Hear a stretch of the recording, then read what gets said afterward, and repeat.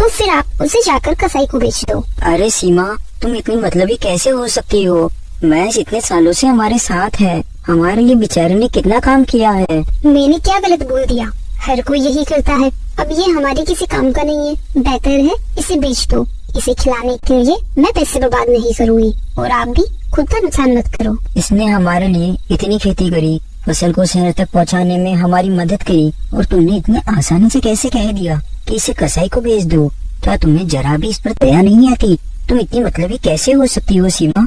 आप मेरी बात कब सुनते हो? ये फालतू का खर्च है, पर मुझे क्या, आप जो चाहे वो करो। अब से मैं कुछ नहीं कहूँगी, करो आप अपनी मनमानी।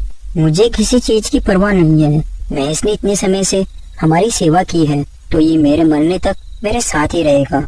मुझे तुम्हारे साथ झगड़ा करने का कोई शौक नहीं है। मुझे कल सुबह शहर जाना है। बेहतर यही है कि अब मैं सो जाऊं। मुझे भी आपके साथ लड़ाई करने का कोई शौक नहीं है। आप वैसे भी अपनी मर्जी से ही चलोगे। अगले दिन सुबह होते ही भोला नए बैल खरीदने के लिए दूसरे काम की ओर निकल जाता है। अरे क्या हुआ भोला, आज तुम यहाँ कैसे? मैं यहाँ 2 जवान बैल लेने आया हूँ। क्या तुम्हारे पास है? हाँ हाँ, क्यों नहीं। 15 दिन पहले ही मैंने 2 जवान बैल खरीदे हैं। एक किसान मुझे बेचकर गया था, बेचारे को पैसों की बहुत जरूरत थी। चलो मैं तुम्हें वो बैल दिखा देता हूँ। सिर्फ व्यापारी भोला को बैलों की पास ले जाता है।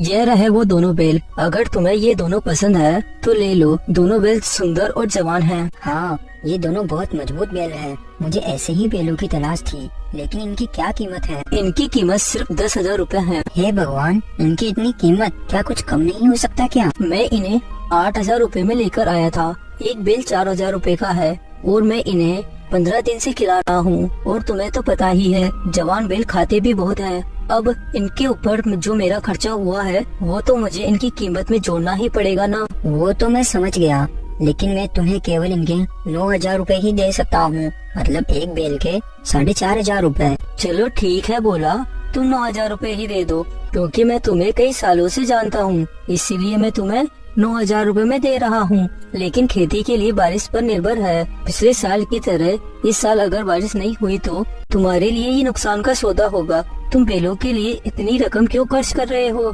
तुम्हारे पास एक बैल पहले से भी तो है। तुम इन सभी बैलों को कैसे खिलाओगे?